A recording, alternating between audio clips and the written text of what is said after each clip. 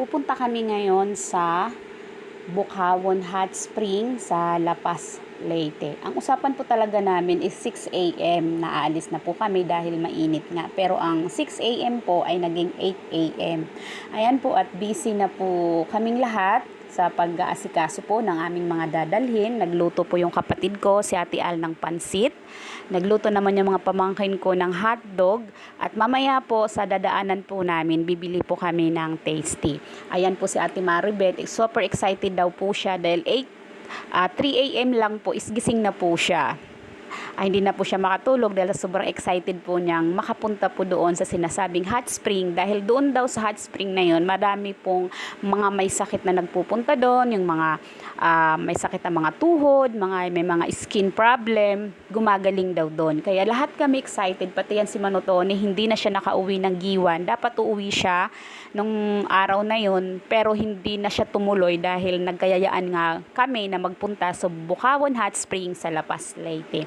Ayan po at inayos na po namin yung mga gamit namin. Ayan, nakahanda na po yung sasakyan. Yung sasakyan pala namin is sasakyan po ito ng aming bayaw, asawa ni Ate Al. At ayun na po, nakaupo na po doon yung isa kong pamangkin sa taas. Siya po yung pinauna namin dahil siya yung mabigat, char lang. Ayan po, at kasama namin si Kaka, yung mga kapatid ko, si Jonel, yung girlfriend niya, si Agnes, si Manumayo, si Ido, yung pamangkin ko, si Manotoni, Ate Maribel, si Jonel, si Agnes. At yan po is talagang sobrang saya po namin habang kami ay nakasakay doon po sa sasakyan. Ito po yung kasiyahan na hindi kayang bayaran, no? Na sobrang masaya kami. Nagkaroon kami ng bonding, magkakapatid. Hindi man kami kompleto, pero at least na-experience namin na magkakasama kaming mag-outing, magbabanding. Ayan po at paalis na po kami. Sa kasamaang palad mga kapatid, hindi po kami natuloy kasi po nasa Palali pa lang kami is nasiraan na po yung sasakyan na sinasakyan namin, kaya nalulungkot ako na hindi nakapunta yung mga kapatid ko na sila talaga yung super excited na makapunta doon sa Bukawon Hot Spring. Ayan po, at habang inaayos po yung aming sasakyan, merong tinawagan yung ate ko, kaya lang hindi rin siya pwede dahil sobrang layo daw nung Bukawon at may gagawin daw siya. Kaya nalulungkot ako, sabi ko paano ba to, kasi lahat kami is super excited na makapunta doon. It's first time namin na magkaroon ng banding sa malayo, maligo kami sa malayo, kasama ko yung mga kapatid ko at pamangkin ko. Ayan, at nalulungkot ako, sabi ko sana kahit ako naman lang is makapunta doon sa Bukawon Hot Spring. Kaya nag-decide na po ako na tumuloy na lang ako, kasama ko yung pinsan ko dahil humabol sila, naabutan pa kami sa may Palaliwan. Yung kapatid ko tsaka yung pinsan ko, nakamotor sila. Kaya doon na po ako sumakay papuntang Bukawon Hot Spring. Sila naman po is nag-decide naman sila kasi nahihiya na silang bumalik. Sabi, kakaalis nyo lang, tapos nandito na kayo. Kaya nag-decide na lang sila na lumipat na lang ng ibang paliguan sa Mati daw po, sa may Javier. Kami naman po ng pinsan ko is tumuloy na kami papuntang Bukawon Hot Spring.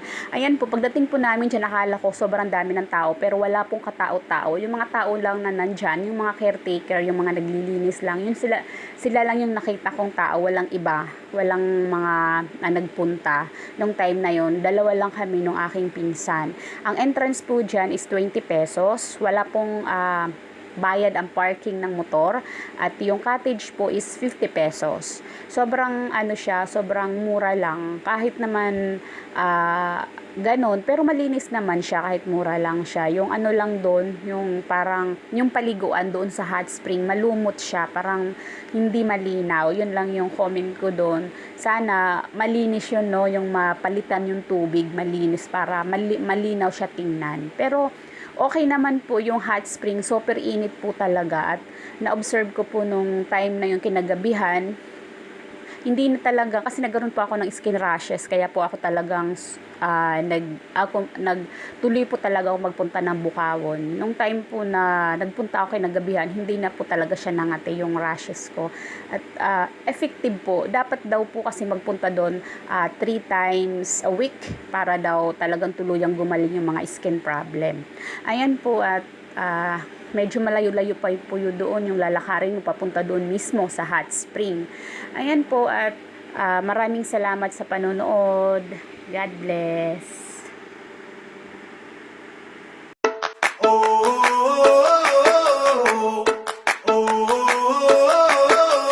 Tell me what it takes to get you feeling alive.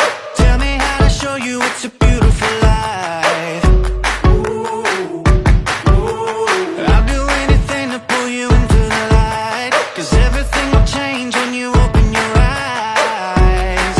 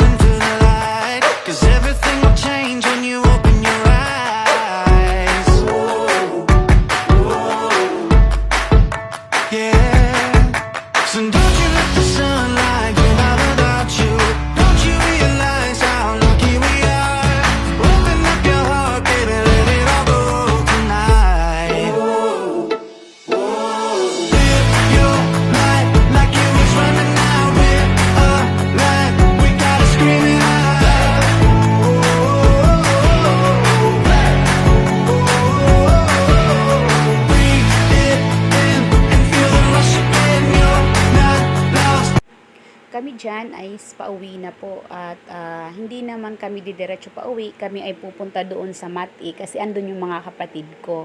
Doon po sila naligo dahil hindi nga po kami natuloy dito sa Bukawon. Ako lang po yung nagtuloy. Ngayon, pupunta kami doon sa mga kapatid ko, sa mga pamangking ko. Doon sila naligo sa may Mati, sa may Udyong Javier. Ngayon, before ako magpunta doon is magbabayad muna bago kami lumabas. Magbabayad kami ng parking. Ay, wala palang bayad ng parking. Yung entrance muna, babayaran namin palabas. Then, dadaan kami sa Javier. Bibili kami ng Chooks to go dahil nag-chat yung aking pamangkin na nagugutom na daw sila. Naubos na daw nila yung pagkain naming baon. Kaya, bibili muna kami ng Chooks to go sa may Javier. Ayan, maraming salamat sa panonood. Sa mga gustong magpunta sa Bukawon, pasyalan nyo po. Yun lang.